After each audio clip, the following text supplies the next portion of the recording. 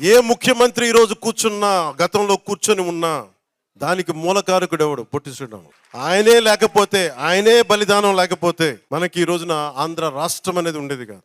So నేను ఉన్నది దేనికి అంటే, ఇంతమంది గొప్ప మహానుభావులు ఉన్నారు. నేను అన్నా క్యాంటీన్లతో మాట్లాడి ఒకటే అడిగాను, అన్నా గారి క్యాంటీన్లతో పాటు డొక్కా సీతమ్మ గారి క్యాంటీన్లు రావాలి. అన్నా క్యాంటీన్లు ప్రారంభిస్తున్నప్పుడు దాంట్లో కొంత భాగం డొక్కా సీతమ్మ గారి క్యాంటీన్లు కూడా ఉంటాయి. దేనికి పెట్టుకోవాలి డొక్కా సీతమ్మ గారి? ఎందుకంటే అసలు మనకి ఈ రోజున ఒక పూట భోజనం పెట్టడానికి హోటల్లో పెట్టేయచ్చు, కొని పెట్టేయచ్చు. ఆ రోజుల్లో కట్టెలతో వండాలి, వర్షాలు. అలాంటి సమయంలో ఆవిడ కూర్చొని అమ్మ సీతమ్మ ఆకలి అంటే కూర్చోబెట్టి అన్నం వండి పంపించే, లంకల దగ్గరికి వెళ్ళి కూడా ఆవిడ చేసేదంటే, అలాంటి విలువలున్న మనుషులు మనం గుర్తు తెచ్చుకోకపోతే సమాజం విచ్ఛిన్నం అయిపోతుంది.